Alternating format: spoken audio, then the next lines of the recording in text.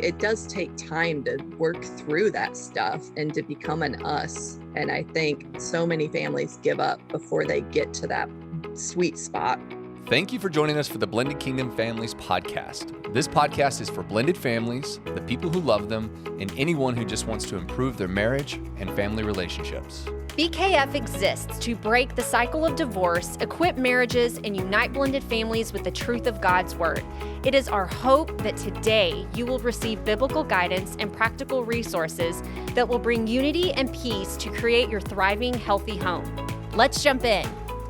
Hey guys, welcome to BKF Podcast. We are so excited you're here with us today. If you haven't already, please take an opportunity, like, share, comment, subscribe. We would love to alert you when new podcasts come out. If you happen to be listening on Audible, just know that the full video format of this podcast is on our YouTube channel. You can go and subscribe and you'll get alerted every Monday when a new podcast drops. But today we are so excited to welcome our guest, Jessica Ronne. Great to have you here with us. Yeah, thanks for having me. Jessica, we just love your story, and I'm just so excited to just sit and talk with you today and just gather your wisdom and just hear more about I know you guys have a documentary coming out. You have this amazing book we're going to talk about. I'm just so excited to spend some more time with you. But first, I want to tell our audience a little bit more about you. You guys, Jessica is a mom to 8 children. 8. So we have a lot that we can learn from her. She is also an author, a speaker, podcast host, documentary producer, and she's the caregiver advocate and founder and executive director of the Lucas Project. And so Jessica, we just want to welcome you and just say that we just honor you in the work that you're doing. Well, thank you. Well, it is great to have you. And I know that you have, as Vanessa said, a lot going on, but there is a lot to you guys. So before we dive into your book, into the Lucas Project, we want to give you an opportunity. Just tell the audience anything else that you'd love to tell them about you, your family, what you guys like to do, just kind of a more thorough introduction. Well, I think you guys about covered it, but our latest adventure was moving yet again. We have moved numerous times in the past couple of years. Kind of just in search of this unicorn idea of resources for our child who has profound special needs. So in April, we moved from Tennessee back to my hometown in Michigan, just pursuing this idea again and kind of deciding that we're not going to rely so heavily on the government for resources and support, but we needed to return to my homeland, so to speak, where we have friends and family who will help out. And even if not so much with Lucas, at least can help out with the other 7 kids, because there's a lot that goes into raising them as well. So right now we're in a temporary home, which is really intense with 6 kids, while we're building our dream accessible house, which will be on 4 acres. And we just kind of want to hunker down and enjoy the simple life, have chickens and gardens, and we're about a mile away from Lake Michigan. We love, spending days at the beach as a family. And we're just trying to figure out this new life that we have here in my hometown again, and trying to get acclimated and get the kids plugged into activities and, just everything that goes into family life. Absolutely. Well, and in your book, Blended with Grit and Grace, I want to give you an opportunity, one, to tell us a little bit more detail about your blended family, kind of the dynamics around that. And then kind of as a secondary question, tell us a little bit about your heart for writing this book and a little bit about kind of what's inside, a couple of little nuggets from that. Well, my family, my new family started in 2010. I went through a cancer journey with my late husband, Jason, for 3 years from 2007 to 2010. When he passed away in August, I was a young 33-year-old widow with 4 kids, 6 and under, including Lucas, who had profound special needs. My current husband, Ryan, lost his wife 4 days after Jason died to a brain tumor as well. He had 3 young children. We both blogged through our journeys. I lived in Michigan at the time and kept a Care Pages blog just to update the masses. And Ryan lived in Oklahoma and continued just to update the masses via his blog. And a stranger from Pennsylvania who happened to follow both of us reached out to me a few months after Jason passed away and just said, hey, there's this young widower in Oklahoma. He lost his wife 4 days after Jason died. I just think you could be a source of encouragement to him. Because Ryan's wife was diagnosed in April and passed away in August. So his journey was very fast, whereas I had kind of had 3 years to work through the grieving process and was more at a stage of acceptance by the time Jason passed away. So long story short, I just found his blog, left a little comment, say, hey, I'm praying for you. If you ever want somebody to talk to, feel free to reach out. And I woke up the next day to an email. This man pouring out his heart, and we started emailing back and forth. That led to phone calls, which led to meeting each other a few months later in Savannah, Georgia. We kept it very hush hush. We didn't involve the kids because we wanted to know if what we had was actually authentic and real before moving forward. And it was. We contemplated even getting married in Savannah, which we did not do. But we were married within the year. He moved to Michigan, adopted my kids. I adopted his kids. And then about 2 years after living in Michigan, we looked at each other and said, you know what, let's stake out a life for ourselves. So we moved to the middle of nowhere in rural Tennessee, bought a big old house that needed complete renovation, had another baby together, and lived there for 6 very, very happy years until that became very difficult with Lucas and his growing needs and growing up. And so then we moved towards Nashville, thinking that would kind of solve the problem, and then realized the South is just not a great place to be if you need special needs resources, and headed back to Michigan, which is where we are now. Wow. That's awesome. What was the second part of the question? Well, I want to talk a little bit about the book, Blended with Grit and Grace. And I'm sure you chose those two words, grit and grace, very carefully. But kind of walk us through kind of your heart for writing the book and a little bit about it. I had to fight for those 2 words, but I won. Honestly, I did not set out to write a book about the blended family experience. I was just writing a follow-up memoir to my first memoir, Sunlight Burning at Midnight, which ends with meeting Ryan. And then the follow-up book was just, in my mind, sort of a collection of stories about our family, living on this 30-acre homestead and hacking it out, and what worked and what didn't work.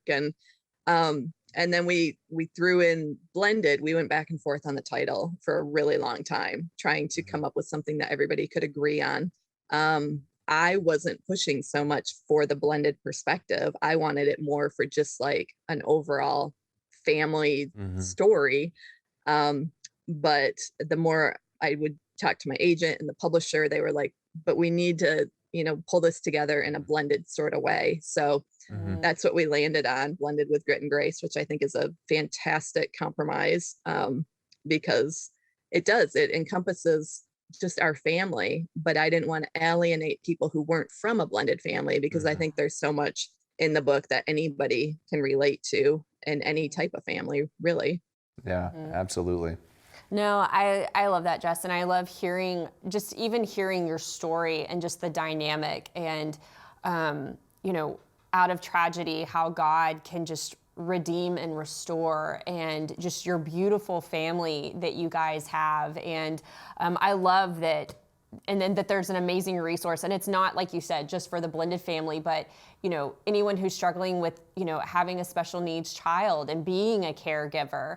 My mom was a caregiver for years, and I know how difficult that can be, and how there's good days, and then there's some bad days, and then there's some really bad days. And so I just love your story, and I love just all the encouragement and hope that you just continuously give on social media and just podcasting and all the things that you do.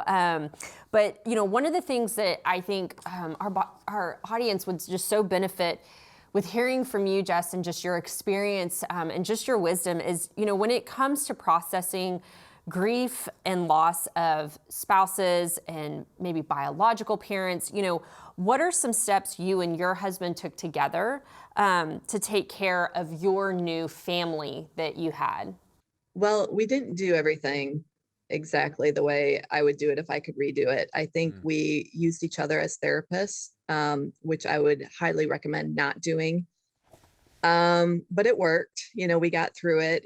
He would dump on me and I would dump on him, and we should have been, dumping on somebody else, in all fairness. And some of those memories from the previous relationship even should have just been kept sacred in our own hearts and not brought to the new marriage, because I think that's when a lot of insecurities start to come up, because you don't have this shared history with this new person. Yeah. And so there's comparisons and insecurities. But a couple of things that I do feel like we tried to do right.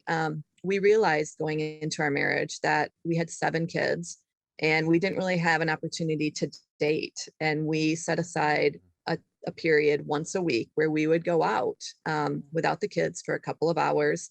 And we really prioritized getting away once a year, even for a week long vacation, just the 2 of us, because we knew if we didn't start to solidify that relationship, like we would not make it with our kids, and we needed time away from the kids, in order to do that. But it's always been a balancing act. I mean, we have 7 kids, or we had 7 kids. Now we have 8 kids, and trying to navigate, trying to give everybody the right amount of attention. And, I know with our kids for a while, we combined traditions. So like Ryan had certain traditions from his previous family. I had certain traditions, and we would combine those traditions. And even our first Christmas, we had 2 Christmas trees, one with all of his family's decorations and one with all of my family's decorations. Yeah. Now, 11 years later, like we have our family, so we're not doing that anymore. But I think those first couple of years, you're taking baby steps and trying to figure out how to mesh those 2 families until it becomes our family. And then you can move forward a little bit more confidently into who you are as a family. Yeah, I'm just listening to the dynamics of your life and the story that you just told, and the story that you guys have gone through, and then kind of as that parallel, raising a special needs child, and the amount of energy and dedication that it takes to do that. And I don't want to be presumptive, but I can only imagine the level of favor that God has put over you in terms of giving you the tools that you need, and giving you the grace to kind of move through that. We're going to kind of transition and talk about the Lucas Project, and I know your heart behind that is so big, but can you tell our listeners just kind of what that is and kind of its purpose and mission? Yeah. In 2017, when we were living in rural Tennessee, Ryan continuously had these panic attacks that would land him in ER. He thought he was having a heart attack, but it turned out to be a panic attack. And we just started to feel like the walls of our house were caving in, and we had these 8 kids and this teenager with severe autism and profound special needs. And that's kind of the picture I need to paint as well. Like Lucas will require total care for the rest of his life. So there's no end in sight there. And Ryan's trying to work and I'm trying to work, and he's having panic attacks, and I have PTSD, feeling like, now is this husband going to die, Lord? And you're going to leave me stranded out here in the middle of nowhere with nobody to help. And I knew that I always wanted to start some sort of nonprofit in Lucas's honor, but honestly, I felt it would be for the kids, to give them resources and support. And as we went through this journey, I realized that the child is only as healthy as the caregiver, and we needed somebody to focus on these caregivers. And if we were struggling, there had to be other caregivers out there who were also desperate for a break. So in 2018, we launched our first chapter in rural Tennessee, and it was a huge success. And then we moved to Nashville, and it was like, well, we can't just like launch chapters wherever we go. So we had to kind of reframe our mission statement, which is to provide recognition and respite to special needs caregivers. And what that looks like has been a documentary project that I'm super proud of that will be coming out around Thanksgiving. And then my own podcast, Coffee with Caregivers.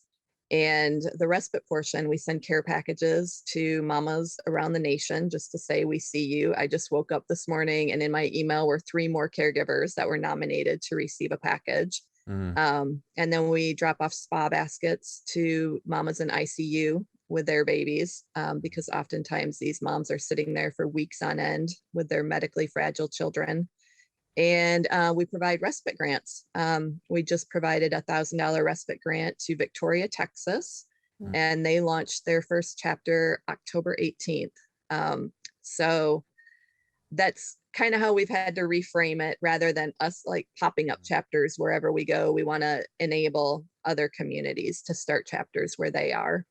It just spreads such a message of hope for those who are walking through this and experiencing that. And just even watching, there was a video that you had on there the other day, Jess, and man, it just really got to me. And I think what you're doing and with the Lucas Project and what you're doing for these parents and mamas and for the children, I mean, the need is just so great. There needs to be more. And so I just think that is so awesome that you guys continue to do that. Well, I love it because, I think, you'd said something, Jess, that I think a lot of people maybe don't recognize enough, that it is an ongoing, never-ending project.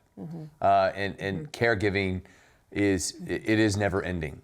And I think a lot of times, and this is not to say anything bad about people, but a lot of times if it's an acute situation, there's an outpouring. But the long-term support, the long-term, the gravity of the long-term caregiver, it just gets lost. Yeah. And I love that there are organizations like yours that are consistently loving on these people because they are consistently loving on their child, and that just needs to be an ever-present thing. So congratulations, and I'm so excited for what that project and that nonprofit is going to do. Me too. And I think that's where my grief comes from, even like not having an end date. Your kids become 18, 19, and you launch them off to college, or hopefully, God willing, they start to become, their own person and get their own life. And even if somebody could say to me, when Lucas is 25 years old, there's going to be this amazing residential option, and like, okay, there's an end date. But when you start to look down the line as a caregiver and you're like, am I going to be doing this for 20, 30, 40 more years? How? And that's when it's like, oh my goodness, there's no expiration date on this life. And you do it. I mean, you do it. You love this child, you do anything for this child. But I think more people need to be aware of all of these caregivers behind closed doors, living these isolated, exhausting lives, and start to, see these people. No, that is so good. And Jess, that brings me to my next question is, it's kind of a two-part question. So one I would ask with anyone who has experienced loss, within their family. They're now a new blended family. And then anyone who is also a caregiver, just as yourself. So what encouragement or advice would you want to give maybe a newly blended family or couple that has, they've dealt with loss and they're coming together? And then any parents who are dealing with, exhaustion or having difficulty, just feeling the burden of being a caregiver. What just hope and encouragement would you give for those two? Well, the first situation, I think I would suggest finding a good therapist, and also allowing your family time. Because I remember those first couple of years, and I think most blended families can relate to this, like, it's really hard. And I remember even, screaming and lashing out and saying, I don't want to do this anymore. And like really kind of meaning it. But I would say the kids sort of kept us together, because I don't want to do this anymore meant that I was going to be a single mom of 8 kids, and I didn't want to do that either. So, but now, like 11 years later, we're not in that space anymore. Like, it does take time to work through that stuff and to become an us. And I think so many families give up before they get to that sweet spot. And there are still difficulties, but we have hit this sweet spot where we're not, lashing out like that anymore, or screaming, or having these blow up fights about stupid stuff, or, you get into your rhythm as a family. And then for the caregiver that I think is just feeling exhausted, it's learning to be honest. When people say, how are you doing? Instead of like, oh, I'm fine, everything's fine. You're not fine, and people aren't going to know that unless we start to speak our truth and say, I'm exhausted. If you could come over and just sit with my kid for a couple hours so I could take a nap, or I am not doing well. I just think society's willing to help. Churches are willing to help, Yeah. but they can't help unless we get honest. And it's up to us to start to speak honestly into these spaces. Yeah. Yeah. So good. I love that. Yeah, I 100% love it. Well, Jess, we're at the end of our podcast, and so we're on our final question, which is a question that we ask every single guest on our podcast, which we love. Blended Kingdom Families is the name of our ministry. What is a blended kingdom family to you? I think it's walking in obedience to what the Lord calls you to do, whatever that looks like for your situation. Ryan and I knew that we were called to get married and blend our families, and we knew it was going to be very, very difficult. And we've been called to numerous difficult things, but as we walk in obedience to the next thing that he calls us to do, there's always grace and there's always blessing beyond that. And I think that's what's worked for our family. I love it. I love that. That is so sweet. Well, Jess, can you tell our audience where they can find you, your social media website, the Lucas Project, all of those things, so that they can go and follow you and get more information? Sure. I'm at jessplusthemes.com, and then the lucasproject.org. Our documentary is caregiverdoc.com, and that's going to be huge. I'm going to keep plugging that because I truly believe that thing is going to change the world. And then I'm on Facebook and Instagram at Jess Plus the Mess and the Lucas Project. Awesome. Well, yes, I cannot wait to watch that documentary. I love you're putting just a little bit of like sneak peeks here and there, and I'm like, I can't wait to watch it. So that's exciting, and we just want to celebrate you and just all the things that you guys are doing. I can't say enough, Jess. I think what you guys are doing is just it's revolutionary, and I think the world needs it. People need it, and so we just honor you and bless you, and we just want to say thank you so much again for joining us today. It's been such an honor. Yeah, it has really been. And again, we cannot tell you enough how much we wish success for you and your family and your ministries and the nonprofits. We're just excited for you. We're going to be your cheerleader every single step of the way. So we're excited for what you're going to do. Well, thank you both so much. I really appreciate it. Wonderful, wonderful. Well, guys, thanks so much for joining in today. Again, if you haven't already, please take an opportunity, like, share, comment. We will be back with you soon. Be blessed in all that you do today. Take care. Hey guys, so glad you were here with us today, and I hope you enjoyed today's episode. And you can find more resources from Blended Kingdom Families at blendedkingdomfamilies.com. Join us again next time as we hang out with more amazing podcast guests. And remember, nothing will be impossible with God.